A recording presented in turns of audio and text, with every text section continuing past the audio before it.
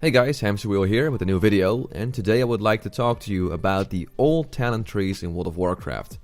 You see, ever since the Mist of Pandaria expansion, they have changed the system for where you would have talent trees and you would slowly put talents into your preferred spec to a system where as soon as you would reach level 10, you'd be able to choose your specialization, give you a few new spells along the way, and on top of that, have a system in place where you'd be able to choose a new ability every 10 or 15 levels.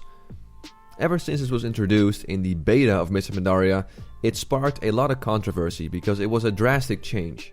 Change where some people said it was better and some people said it was dumbing down the game. Now, as the title suggests, I am much more of a fan of the old way of talent trees, and I'd like to explain why I love them. One of the most important things for me with these talent trees is that they were much better in terms of character progression. Like I've said countless times before in my videos, you as a player were much weaker in classic World of Warcraft. Because of this, any upgrade to your damage was not just a matter of convenience, it was in some cases a necessity for you to be able to kill mobs of your own level range.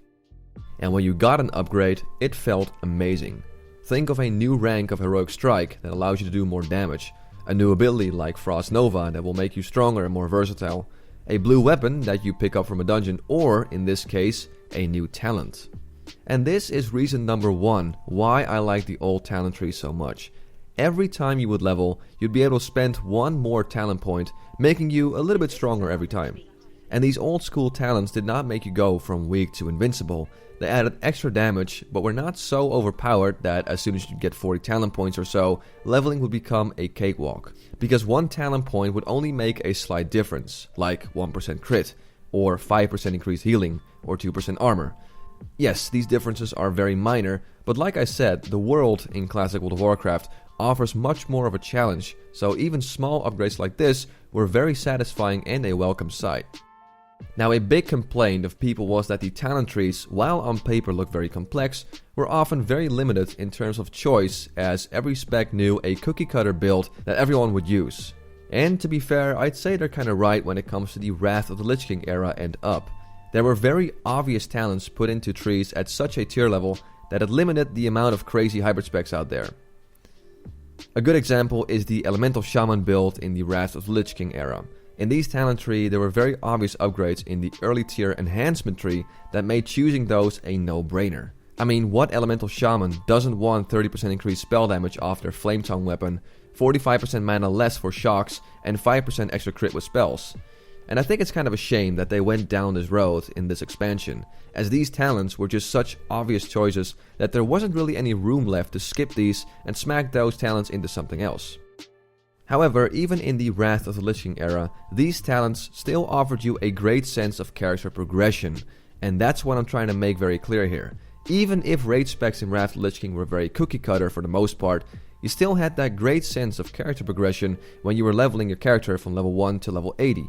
After all, you'd start out with very gimped spells, so to say, like a lightning bolt that does no extra damage, only has a 50% critical strike damage bonus, and is a 2.5 second cast instead of 2 seconds. And along the way, you make them stronger, faster, more effective, and slowly but surely, you feel your character becoming stronger and stronger.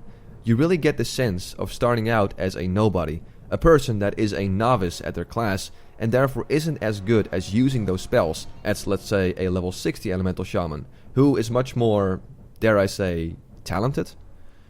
Compared to modern expansions like Mist of Pandaria or Warlords of Draenor, where any spell you choose off your specialization isn't slowly but surely buffed by talents. You just get that version and you're done. Sure, you can buff them a bit with glyphs, but that's usually just one glyph for one spell, and that's it. And sure, gear makes it do more damage, but even with no gear, these spells are still quite powerful. Too powerful if you ask me, but that might be a topic for another video some other day. Before the Wrath of the Lich King era though, there was actually quite a fair bit of room for these crazy hybrid builds. I mean, think of the Shakadin, a paladin that, despite having one talent tree for tanking, one talent tree for melee DPS, and a talent tree for healing, would use a mishmash of talents to create some sort of a hybrid between melee damage and heavy holy spell damage. Or the Dreamstay Moonkin in the Burning Crusade, a hybrid between balance and restoration trees to form a nice balance, no pun intended, between offensive and defensive capabilities. What about the Spirit Tap Smite Priest, the Elemental Mage? All this was possible with these talents, and that's my second reason for why I like the old school talent trees. You weren't forced to stick with just one specialization, which rendered some spells obsolete, or in cases wouldn't be available to you unless you changed into another spec. No, you got a whole bunch of spells and a whole bunch of talents to choose from. So while a lot of people say that they were too cookie cutter, and while they have somewhat of a point in the Wrath of the Lich King era and up, I strongly disagree with them when it comes to Vanilla and Burning Crusade. At surface level, it seems like every class has just one spec, but look a little further and there are some talents you can throw around to better fit your playstyle. Same with PvP. A lot of people back in retail Vanilla WoW thought that Frost was the way to go for mages. Yet here we are, years later with the Elemental spec, which takes talents from both the Frost and Fire tree to form some crazy kind of hybrid build that uses all schools of magic. You think that would be possible with the modern version of talents? Probably not. Another great example is a very popular Feral Druid spec for PvP. In retail Vanilla WoW, people thought that the way to go for Feral PvP is to obviously smack most of your talents in the Feral tree and get leader of the pack, because that 3% crit seemed too good to skip. But as it turns out, the go-to Feral spec these days is a mishmash of talents in the Feral tree and Restoration tree. A mishmash where you wouldn't even put 5 points in the second to last talent, let alone skip leader of the pack. That probably won't fly in a more modern expansion like Mists of Pandaria, as your specialization is much more linear, so to say.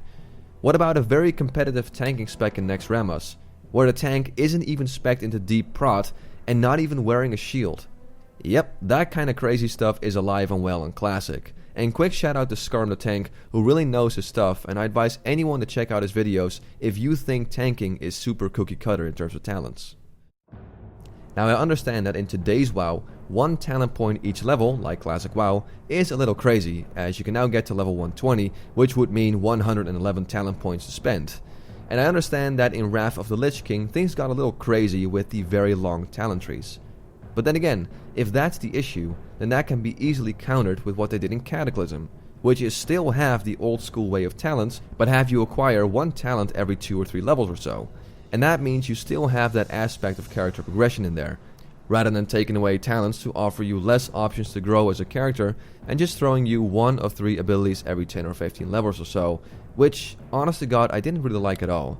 I mean, sure, the fact that those 3 options are actually pretty effective skills is nice, but once you got one, you had to level 10 or 15 whole levels before you could improve your arsenal of spells through talents that way. And even then, with the new ways of talents, I often found most of the PvE guides I looked up to use just one cookie cutter build, so even though they countered the talent points because they were too cookie cutter, people still weighed every new spell you could get every 10 or 15 levels or so against each other, and still found that there were a lot of obvious choices in there for PvP, PvE, or, well, whatever you were doing. So if the main complaint was that the old way was just too fixed and linear, this is still the case, unless you go out of your way to choose quote-unquote inferior spells, which, again, some raiding guilds or PvP guilds could even look down upon and force you to change your build, and honest to God, I don't think you're ever going to get rid of this. People will always theorycraft and spend a lot of time figuring out what spells or talents work best, so whether you have the old school way of talents or the new school way, so to say, you're not going to counter builds being linear and fixed unless each single spell out of the 3 that you get to choose is exactly as powerful, and good luck with that. So while I think both the new system and the old system still end up being linear, at least with the old system you had something to look forward to each single level. And yes, one talent point is obviously less effective, but like I said, because the world was much more dangerous back then, it didn't really matter that these talents had a smaller effect, because any tiny little thing that would increase your damage was a welcome sight. I guess that's what it boils down to. It's yet another thing that allows you to grow as a character. Yet another thing where you feel weak and powerless in the beginning with your talentless spells, so to say, but as you make your way from level 1 to 60, you start to feel more powerful. You start to feel like your spells become more effective, more efficient, and slowly but surely gain more and more tools alongside things like more crit, quicker casting time, extra dot damage, and whatnot. Not to mention that those old talent trees gave enough wiggle room for people to go out and come up with these crazy hybrid builds I talked about in this video. Well, there you go guys. I hope I was able to convey my message and explain why I love the old school talent tree so much. As always, I want to thank you for watching this video. I'm Hamsterwheel and have a good one.